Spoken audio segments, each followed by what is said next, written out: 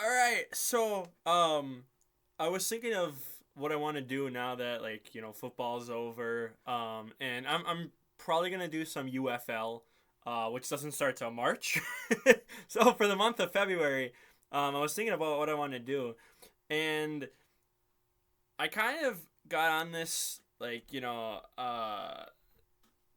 trail, I guess, of stuff like good stuff that people are doing. And I was watching this video of how this one family was literally like planting like 2 acres of trees, and how in Scotland they reintroduced beavers, 11 beavers, and in the span of like 20 years, like they've basically gone back to how like it was like hundreds of years ago, like how the rivers were.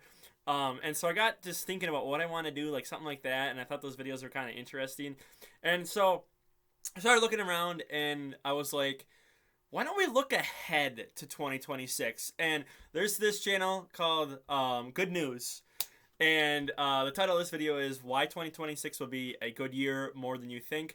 And I just kind of scanned at the bottom because obviously you have, the chapters.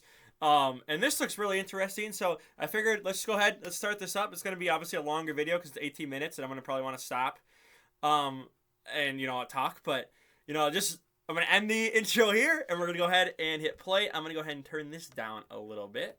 For my ears, make sure my volume is down a little bit. Here we go. 2025 is coming to an end, and it's time to look at all the good things that will happen in 2026. From the defeat of malaria in Africa and other huge advancements in medicine, this video was made steel, in the search January, for by the way, Earth-like worlds, so I'm a month and a late for historic this, win for the ocean. I'm Freddy, and here are plenty of good things that will change in 2026. Okay, they got 10 things on the first thing to look forward to is an enormous expansion of clean energy. Just recently, we looked at how important clean energy became in 2025 in our recap video. Well, but 2026, it looks like it will be an even bigger year. So, let me tell you about some of the largest projects expected to finish in 2026. Why does it look like it's lagging? Let's start with... Hang on, I don't know why it looks like it's lagging. Solar. The spotlight might be on China these days, but other countries are following their lead. Starting out in Take China. the Philippines, for example. And the Philippines. Okay. They are building the world's largest hybrid solar facility. Holy hybrid crap. means it will combine solar panels with a battery storage system. The battery allows power to be supplied even at night. The farm will start to operate at the beginning of the year as part of phase 1. Okay, Then, so once phase 2 is finished in 2027, it will operate at full power. And when it reaches this point, it will supply clean energy to 2. Holy crap. I don't know how many people or houses are in the Philippines, but for the Philippines, that's probably most of the country, right? I'd have to imagine that's most of the country. Oh, I muted it in accident. Are also at play. The USA's biggest offshore wind farm will be fully operational by the end of the year. And it will provide power to 660,000 homes. Wow. But an even bigger one is being planned in China as we speak. And this one will be one of the biggest in the region. This wind farm is going to have a capacity of 3 gigawatts. And it is expected to have a size roughly a third of New York City when it's completed in 2026. Oh my God. The energy it generates will be sent to customers by a transmission station. Okay. Much like this huge one in New Mexico, which will also be finished by the middle of the year. It will convert the winds of New Mexico into power for cities in California and Arizona. Wow. Once up and running in 2026, it's going to supply 3 million people annually. Holy crap. Wow. And wow. It looks like hydropower is going to have a great year as well. Yeah, wind and Colombia's water. largest hydroelectric generation plant entered limited service in late 2024. It's a massive dam, about half the height of the Empire State Building. Wow. In 2026, they are going to install the last 4 electric generators. Once that's done, it will be able to supply 18% of Colombia's total energy demand. Holy crap. We're halfway through this section. Oh my God. And then there's Africa's biggest hydroelectric That's basically facility. 1/5 of Colombia. 45% of Ethiopians do not have access to electricity. Okay, The recently opened Grand Ethiopian Dam will help address this throughout 2026. A portion of the power will go to the people in need, while the rest will be sold to nearby countries. Wow. Geothermal power is also catching up. This is when water is pumped down into the deep, hot layers of the earth. This produces steam, which is then used to drive a generator to make electricity. And the next generation geothermal plant in the USA will work just like that. It's using an innovative technique called horizontal drilling to dig down to the hottest spots. The deepest source is over 4,500 meters below the ground. That's like stacking 50 Statues of Liberty on top of one another. And in 2026, it will begin providing 24/7 power to 350,000 households in Southern California. Nice. So far, we have talked about some of the more established renewable sources. Now let's talk about one that's less well known. Green hydrogen. Okay. We need hydrogen for stuff like oil refining, steel production, fertilizers, plastics, and other heavy industrial processes. Most of the time, though, it is produced using fossil fuels like natural gas. This is called grey hydrogen, because it wasn't made in an eco-friendly way. It only becomes green hydrogen when it is created with renewable energy. Currently, though, it costs 3 times more to make than grey hydrogen. Of course. This leads us to a promising development that will make it cheaper. 2026 will witness the first... I think you mean the Gulf of America. I'm sorry. Hydrogen across the Atlantic Ocean. But it won't actually be sent over as hydrogen. That's because it needs to be cooled to extreme temperatures. And only a few ships and terminals in the world can currently handle that. That's why it will be broken down into ammonia and methanol. These chemicals don't need to be cooled to such extreme temperatures, making them easier and less expensive to store and transport. Wow. I know, a single delivery across the Atlantic might sound pretty insignificant at first. But this shipment is basically the starting point for a global green hydrogen supply chain.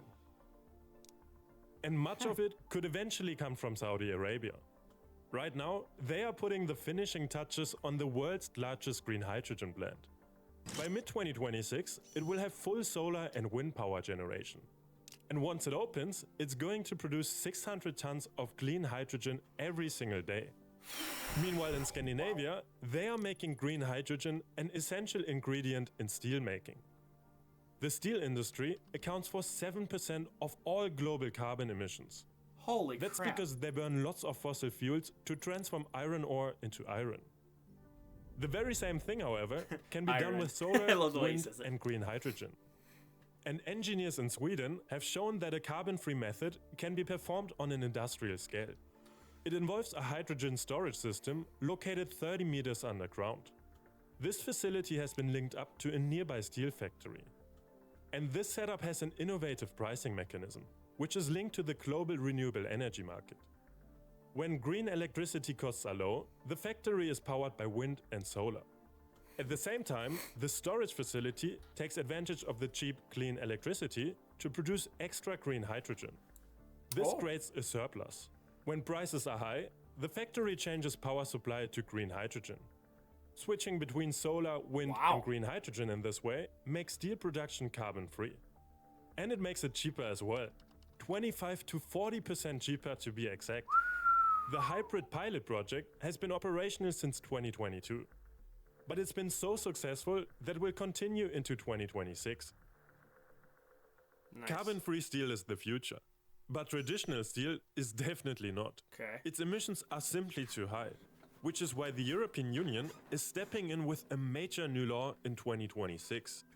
The European Union is very serious about its climate ambitions. By 2030, they want to cut their greenhouse gas emissions by 55%. But not every business within Europe wants to get on board. This results in carbon leakage. That's just how humans are. That's when businesses move their carbon-emitting operations outside the EU.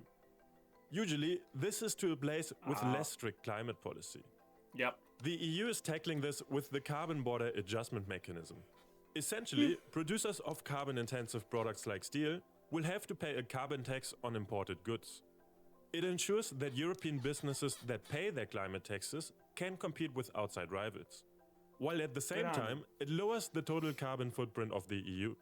The mechanism will come into effect on January 1st. And just 48 hours earlier, another major law will also come into force. Oh, here we go. About 2 years ago, European countries agreed to tighten the rules on how products linked to deforestation can enter the market. It's a major step towards deforestation-free supply chains. The bill bans EU businesses from buying goods from places that have been recently deforested. Meanwhile, businesses outside the EU have to prove their products don't come from deforested areas. Timber and other agricultural products will have to meet 3 requirements before they are sent to Europe. Deforestation-free. Let me emphasize here... Hang on, wait. Deforestation-free, they've produced in compliance with the relevant laws of the country of origin. They're covered by due diligence statements showing that the company has checked the origins and ensured the product meets the EUDR requirements. Will have to meet 3 requirements before they are sent to Europe. Let me emphasize here that the idea is not to punish the EU's trading partners. Instead, the new restrictions are aimed to encourage them to develop stronger deforestation laws inside their own borders. Indonesia, Ghana and Vietnam, for example, have already designed national action plans to prepare for the regulation. And after many years of delays, it is finally being implemented on New Year's Eve this year. All right. Also in January, another massive regulation is coming into effect. And honestly, this might be one of the best pieces of good news of the year. Saving the ocean. On January 17th, the High Seas Treaty will take effect. It will represent a historic moment for global marine conservation. But why? To understand the significance, I want you to think about land. Most land on the Earth is owned by one nation or another. But this is not the case with the oceans. They are so enormous that many parts of it are not owned by anyone. In fact, 2/3 of the seas are not governed by anyone. This makes it difficult to enforce environmental regulations in these places. The High Seas Treaty addresses this gap. It allows UN member states to create marine protected areas in these isolated regions. And it gives them access to the tools they need to protect and manage it. This is literally one of the biggest wins for the ocean in decades. The treaty required 60 UN ratifications to enter into force. And Morocco became the crucial number 60 at the end of 2025. Which means it can now officially go into effect. Yeah. Some of those same countries have also been involved in another major piece of legislation. In 2024, the AI Act was accepted by all member states of the European Union. Here we go. We all know that this technology has the potential to be very dangerous. I'm afraid. That is why the EU put controls on the AI market. Since it came into force, it has slowly been strengthened. In February 2025, general rules were laid down. It prohibited things like manipulating or deceiving other people using AI. Then, in August, another set of regulations were added. They specifically targeted general purpose AI, like ChatGPT. One of the rules states that these apps will now have to remove copyrighted material at the request of the owner. So basically, we can tell them to stop using good news content to train their models. Now, all that is left to regulate are high-risk AIs. These are AI tools and programs used in sensitive areas like safety, finance and law enforcement. And the first of these measures will make an appearance in 8 months from now. They will make sure that high-risk AIs have to meet strict safety requirements before they can be publicly sold. Then the second batch will be passed in August 2027. Okay. But let's not forget... I guess on that, like... I'm indifferent about AI, I guess is how I'll say it. Because obviously, like, the way to the future... The way we're going to our future is going to be through AI. But... just the way that it's hopefully going to be used will hopefully be good. Obviously, like, this is something like cars 100 years ago, or what's like another really major the internet's a really major invention. Obviously, like, Y2K, which I was born at. I was born after that. So, born in 2000, so 11 months after it was supposed to end the world. But like stuff like that, and obviously like AI is part of the internet. Like it's a big leap for future generations and stuff like that. Obviously, like I'm scared of how it's gonna be used and what the bad things that could happen. But obviously, there's a lot of like good with AI as well. So like I don't know. We'll see how it goes. I don't know how to feel about it right now. Obviously, it's in its infant stage. Like AI's technically has been around, for probably a decade or two, but obviously like the past, we'll say since 2020. So the past 6 years, we're heading into 6 years since 2020. It's really kind of taken that first step up. Like Coca-Cola's now using it. Full AI commercials for their products and stuff like that. So we'll see. We'll see how this goes. We'll see. It'll be interesting for sure. It's gonna be this potentially could be one of the biggest inventions in human history. But like there's a lot of risks that come with it, obviously, or risks. That AI can actually be really good for many things. I mean, just look at the impact it's going to have in medicine, and in particular on the gene editing software CRISPR. This advanced tool cuts and modifies DNA with robotic precision. These small edits are most useful for curing genetic diseases. As you might expect, operating CRISPR requires a lot of training and expertise. Even experienced scientists can find it difficult to use. This is where CRISPR GPT comes in. Think of it like ChatGPT, but for editing genes. CRISPR GPT has been trained on 11 years. They're also, speaking of that, there also was, I think, is it OpenAI just went bankrupt, obviously, too, for their stuff. So, I don't know. It's, hopefully it will be in the right hands. of data that comes from past CRISPR experiments. It uses this knowledge to give scientists useful suggestions or things to avoid when designing new experiments.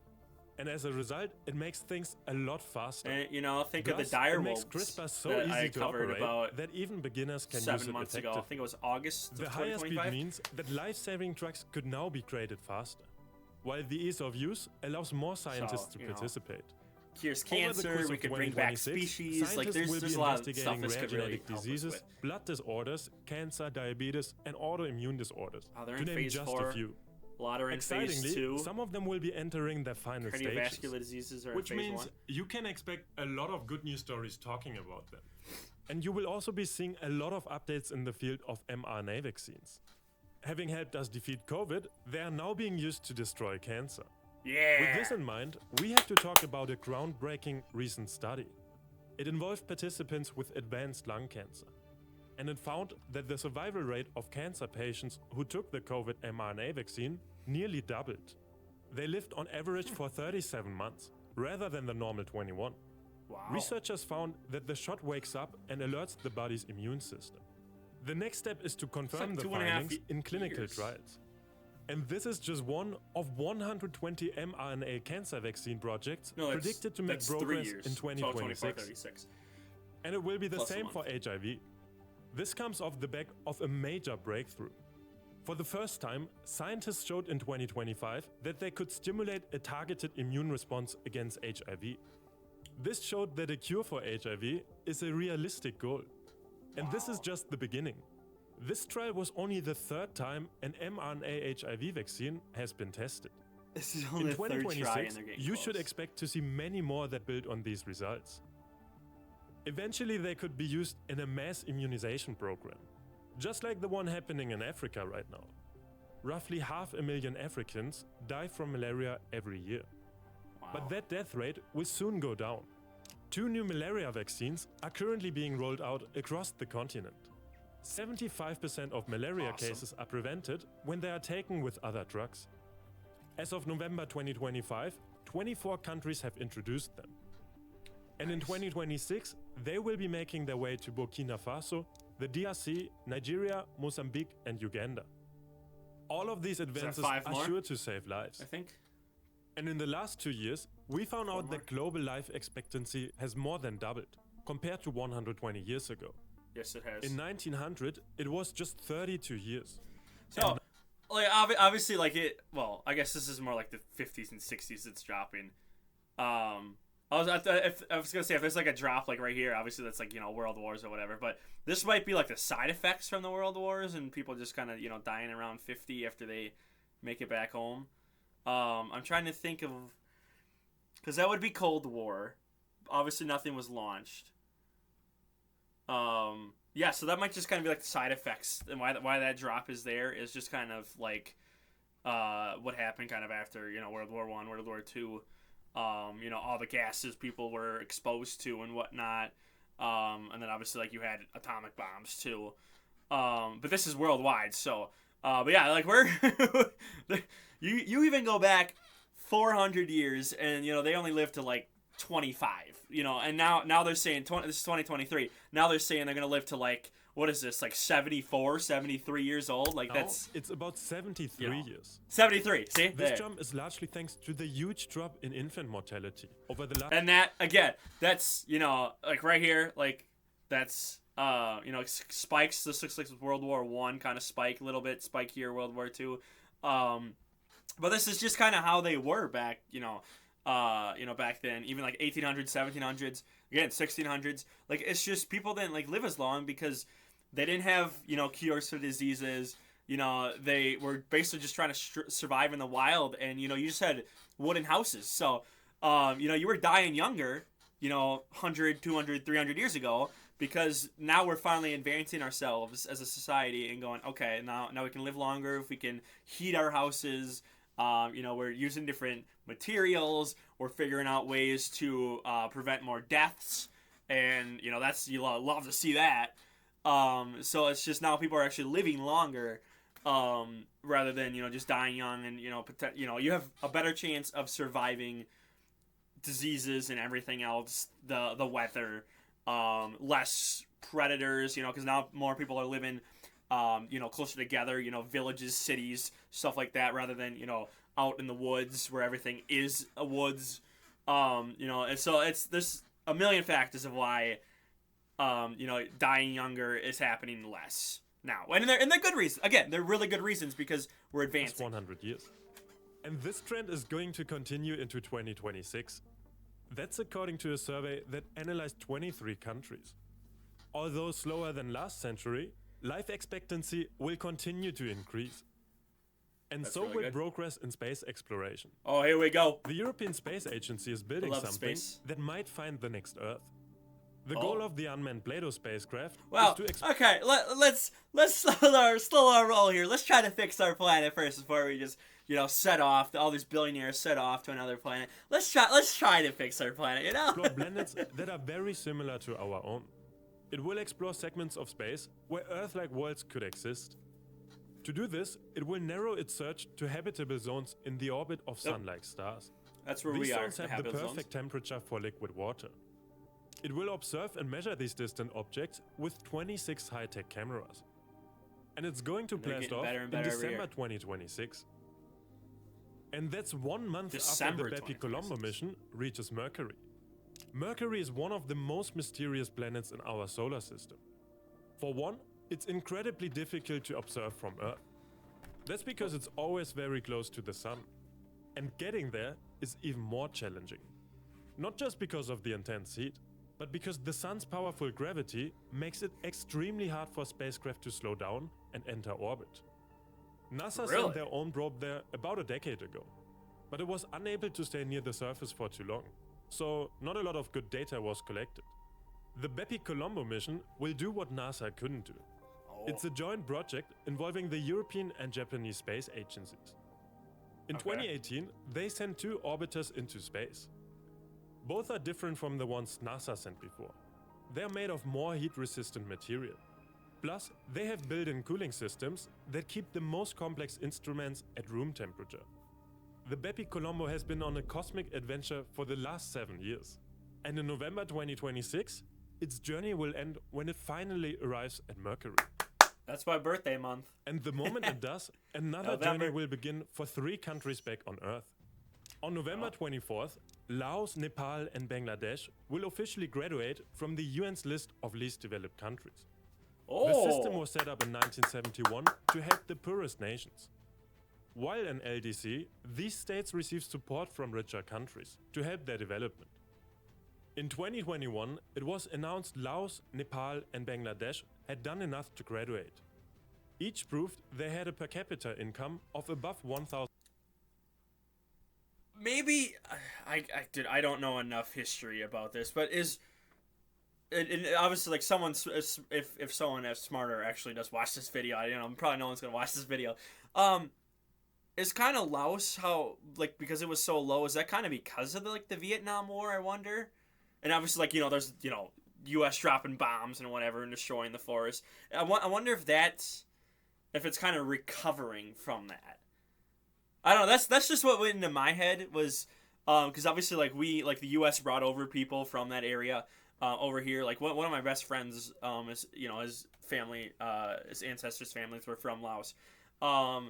But I wonder if that's if it's just because of all the war that happened there. But maybe not. Maybe not because obviously there's other countries I don't know much about Nepal or Bangladesh, but you don't know. Obviously, you don't hear too much about their history of big wars or whatever. So I don't know. That's just what went through my mind is maybe it's just because of all the war that happened with the U.S. And whatnot, and why even though that was Vietnam, but obviously the area around there. But I don't know. Someone smarter let me know. That's it's a legit kind of thought process question. If it's kind of just because of the war, I don't know. $300. But that's really cool if it is a rebound. In the education, health, and economic sectors. Graduation is going to benefit them in two ways. It will improve their international image, and it will encourage more outside investment. And members of the FCFTA could well provide this. This free trade partnership came into existence in 2018, when That's 44 countries signed up. Its objective is to make it a single market for the African continent. By binding Africa together, goods and services will be easier to buy, sell, and invest in. And in turn, the continent's global economic position will be strengthened. If all goes to plan, the FCFTA is predicted to raise the total GDP of Africa by $1.4 trillion by 2045. Wow. There are now 54 members. So far, they have already removed 90% of all tariffs. Wow. And from January 1st, 2026, the organization will be getting rid of a further 7%. So, which of these developments are you most excited to see in 20? There's a lot vaccines and whatever, and fighting cancer and whatnot is awesome to me. Obviously, space discovery is always really cool and interesting. Wind and solar stuff like that, really good. What was the third one? Green hydrogen. I knew nothing about that, but that is definitely an interesting one. I'm gonna wrap it up here though. Let me know your thoughts on this and everything. My laptop's about to die. It just went dark. Oh no. I'm gonna wrap this up real quick. But let me know your thoughts on these. Maybe there's more out there that the video didn't cover. But I want to look at the good in the world, and there's a lot of potential good coming up this year. So I'm going to wrap up here before my laptop dies, so then I have to redo this whole thing. I'm out of here. Peace.